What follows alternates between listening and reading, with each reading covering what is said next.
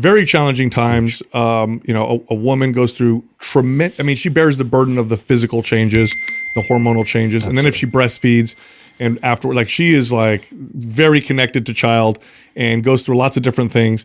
What's the role of the man, a good supportive husband in that situation? Let's come back in a minute to the breastfeeding, because that actually connects deeply with women who have attachment issues. They have massive breastfeeding problems, which can lead to postpartum, lead to baby problems, then lead to actually the baby having some attachment issues just because she did from that. So we'll come back to that in a minute. But the role of a father in that area, same thing. Resources, security, stability. That's a big one, right? Right? Stability. I talked with a female client the other day and I said, please forgive me for this analogy, but when women have children, right, they become very much like a bird on a nest. If a bird is on a nest with an egg, she does not want to be moved. She doesn't want the tree shaken. She doesn't want everything unstable. She wants everything perfectly, exactly still so it will never move. Women who have children or are about to have children, they want everything completely stable. Is this where the term nesting comes from? It is. Oh, okay. They want to be nested and safe. If she's in a tree that's shaking like this, her baby's going to die, right? Women, as soon as the moment they become pregnant, they become so nested. They want stability. So suddenly the man that was fun and engaging and connected before, suddenly he's no longer a good enough man for them in their life, and he needs to change instantly because now he needs to be stable. He needs to be calm. He needs to provide emotional bonding to the child so the child doesn't grow up anxious. The child grows up fulfilled and ready to charge out into life and take life on and bond and connect and thrive. That's why women usually will become resentful toward the man that they used to adore after they have children. After the children are a certain age, she'll start crumbling and angry at him. He'll become public enemy number one, and she'll do anything to get him out of the home at that point. That's that 70% divorce statistic where they're 20 years in and they get divorced. That's the switch. She started off loving him and he never changed. She changed. Now, what's hard about this, just talking to guys, is that she wants stability. She needs stability. And I part of it's to care for the child, but the other part of it is she's going through lots of unstable changes. Oh, man. So your challenge to be stable is even harder. It's horrible. It's we'll talk about that then. It is. People don't talk about the difficulty of pregnancy for men, for the guy who's going through it and living it. And like, I'm going to have a child. I remember the first time I found out my wife was pregnant. And I remember finding out it was a son. And I remember sitting there, everyone else, was gone. I remember sitting there thinking, what the heck am I going to do? I have to raise a son in this world. Are you kidding me? And I was looking at dating apps. I was looking at all my psychology work. I was thinking, how am I going to do this?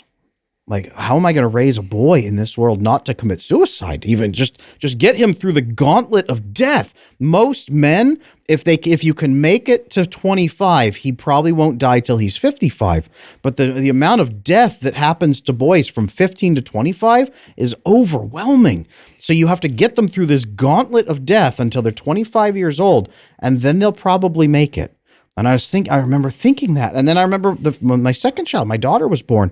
The first thing a man thinks is, how do I make sure she doesn't become a stripper or a prostitute, right? I don't want her to become a prostitute. How do I do that? And same thing of, well, no, how do I also make sure she doesn't get victimized?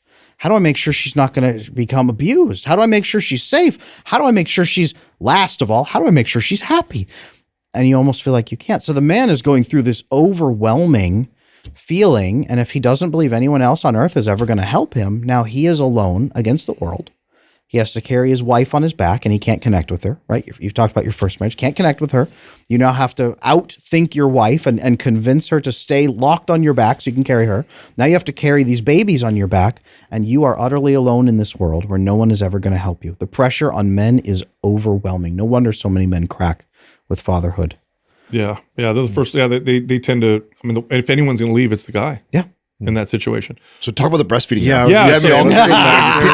You're dropping some facts. Absolutely. So women who have attachment issues will be very low oxytocin. So this will show up often. They'll have difficulty orgasming, especially after the first year. They'll have difficulty with arousal, difficulty with feeling calm, difficulty with all kinds of things, sometimes sleep difficulties. Now what happens is oxytocin, it entered into the earth and all species, into mammals especially, to allow mammals to lactate. That's one of its biggest features, is to allow mammals to lactate. So women, when they give birth, To induce birth, we hit them with Pitocin, which is an artificial version of oxytocin. Fake, right? Yeah, it makes them feel like oxytocin, and it creates contractions in the uterus, like an orgasm almost, and that pushes it out, and then that starts the labor process. Then once the baby latches on, there's more oxytocin, and the oxytocin allows the milk to come out. It makes letdown easier. So a lot of women with attachment issues will have a difficult time giving birth. They'll usually have to be induced or they'll have to have a C-section. A number of things can happen there. A very difficult birth experience can happen. But then what happens is the baby comes out, and after the first 3 to 4 weeks, suddenly the baby can't drink anymore because the oxytocin isn't there to let the milk come out. Baby's working overtime trying to get the milk out, but it comes out as a milk supply issue. So the nurse will say, oh, you have a milk supply issue. You need to switch to formula. And the mom has all this insecurity, and she says, I'm a terrible mother. I can't even do my basic job. I can't even feed my baby. The baby gets jaundice. Now I am killing my baby because I'm such a bad mom. Wow. And my husband's going to abandon me because I'm proving that I'm worthless. And her insecurities just overwhelm her from the oxytocin being low.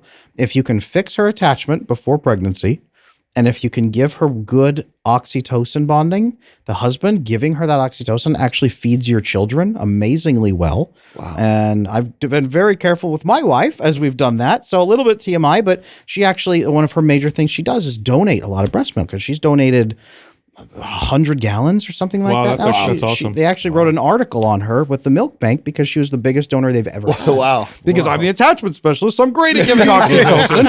but that exactly. But that is the quality that a husband and father can bring, is you can help her feed your child. The love that you give her feeds your child even before your child knows. That's actually really What a cool. trip, yeah. Yeah, that's wild. What about like really like, cool. like that postpartum experience and postpartum depression? I mean, there's a range, right? Where it can be very extreme and scary, or just mild, but still tough to deal with. What about the husband's role during that in terms of support? Well, again, oxytocin will help her not stop any postpartum, but will help avoid a lot of that, is what we found, is that the better the relationships are, the better her mental health is. We tie it all back to attachment, actually. So if you can lead your wife into healthier attachment, the research shows that if a man converts to one religion, from one religion to another, 90% of women will convert with him. 90% of wives will convert to the religion with him.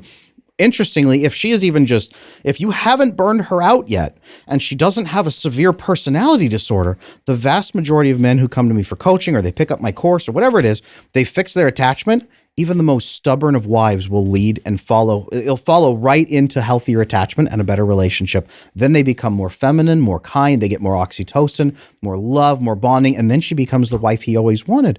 So during postpartum, you should be prepping in advance. That's like, okay, you now are dying of starvation and cancer and all these other things from smoking.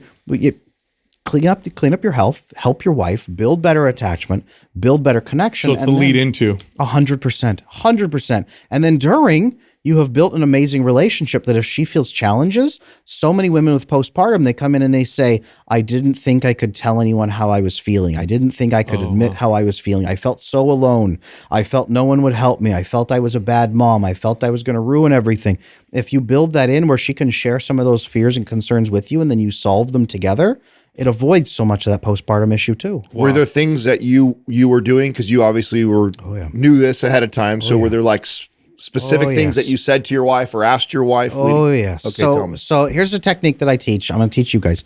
Everybody that comes into me for coaching, I teach them what I call the State of the Union meeting, right? It's very masculine, but during difficult times every week and during peaceful times every month, the husband and the wife should get together, or the boyfriend and girlfriend or whoever it is, get together and say, how are you feeling in our relationship so far?